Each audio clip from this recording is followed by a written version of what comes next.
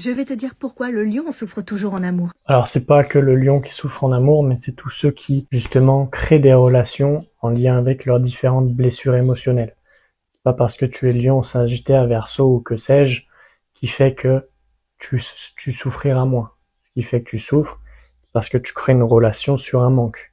Pas parce que t'es lion en fait. Le lion a besoin qu'on le voie, pas juste qu'on l'aime, qu'on le regarde aussi. Quand il aime, il veut briller à deux et pas dans l'ombre de Oui, quelqu'un. c'est bien ce que je dis, c'est que le fait de...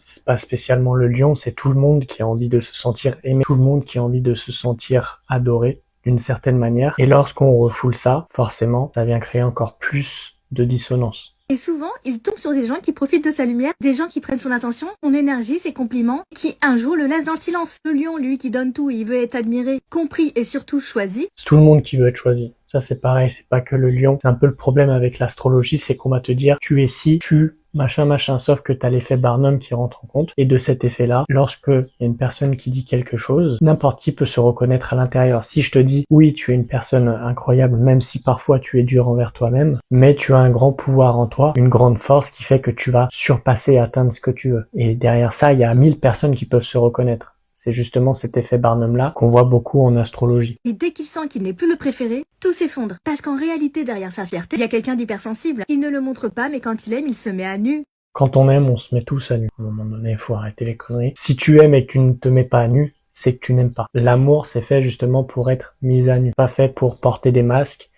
etc. Bon, tout ça pour dire que c'est pas une question d'être un signe particulier qui fait que tu souffres dans une relation, c'est parce que tu laisses tes blessures influencer tes choix. Et tes choix de relation, que ce soit conscient ou inconscient, c'est ce qui fait que justement tu vas répéter les mêmes schémas, retomber avec les mêmes personnes en amour, répéter et retourner dans des relations toxiques parce que justement tu ne guéris pas tes blessures. Si tu veux les guérir, tu commandes blessure et je t'enverrai quelque chose.